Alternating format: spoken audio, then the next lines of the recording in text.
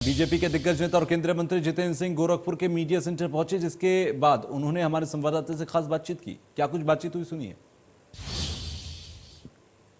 चरण के चुनाव को लेकर के गोरखपुर और आसपास के इलाकों में अब वीआईपीओं के आने का सिलसिला शुरू हो चुका है। हमारे साथ केंद्रीय मंत्री जितेंद्र सिंह जी मौजूद हैं। क्या कुछ स्थिति है, चूंकि मुख्यमंत्री का गृह जनपद कहा जाता है, आसपास के इलाकों में उनका अच्छा खासा वर्चस्व है, तो अगर बात करें कि इस समय आपकी लड़ाई किन पार्टियों से?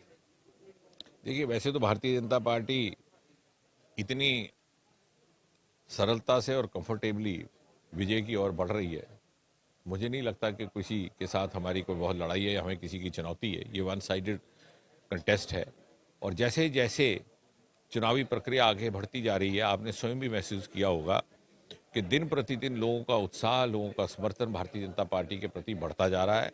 और समाजवादी पार्टी जो बड़े जोर शोर से, बड़े दावे के साथ, ओवर कॉन्फिडेंस के साथ चुनावी मैदान में उतरी थी, ये कहकर के कि एक तरह की उनकी वेव, एक लहर चल पड़ेगी समाजवादियों की, वो स्वयं कहीं ना कहीं महसूस कर रहे हैं कि वो उनकी जो गलत फहमी थी वो ध्वस्त होते नजर आ रही है। इसीलिए अपनी ही सीट में करहल में भी सारा का सारा परिवार उतरा।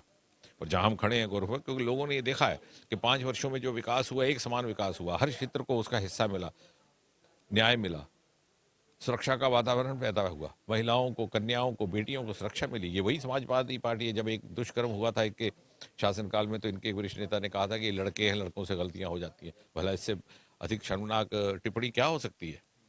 भारतीय जनता पार्टी ने महिलाओं को सुरक्षा दी और सुरक्षा के साथ साथ सम्मान दिया। और जहाँ विकास का ताल्लुक है, जहाँ हम खड़े हैं गोरखपुर, यहाँ 50 किलोमीटर दूर बगल में कुशीनगर का अंतर्राष्ट्रीय एयरपोर्ट, कभी किसी ने कल्पना की थी?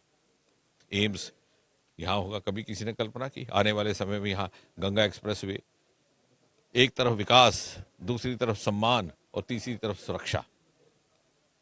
और लोग समझ रहे हैं कि यही वो सरकार है और यही वो व्यवस्था है जिसमें उनका भविष्य सुरक्षित है। लेकिन आपको नहीं लगता कि विपक्ष लगातार आप लोग पर यह आरोप लगाती है कि हमारे कामों को फीता काट करके केवल अपना श्रेय लिया गया? चाहे कि यदि इतने अच्छे काम उन्होंने किए होते तो उन्हें जनता हटा करके शासन से बाहर क्यों करती? कहीं ना कहीं उनकी कमियां रह गई थी, कोताहियां रह गई थी। और ना ही केवल कोताहियां, बल्कि उन्होंने ऐसा वातावरण पैदा कर दिया था कि अकेले में कोई बेटी बाहर निकलने से परहेज करती थी। माता पिता अकेले बच्चियों को बाहर नहीं जाने देते थे।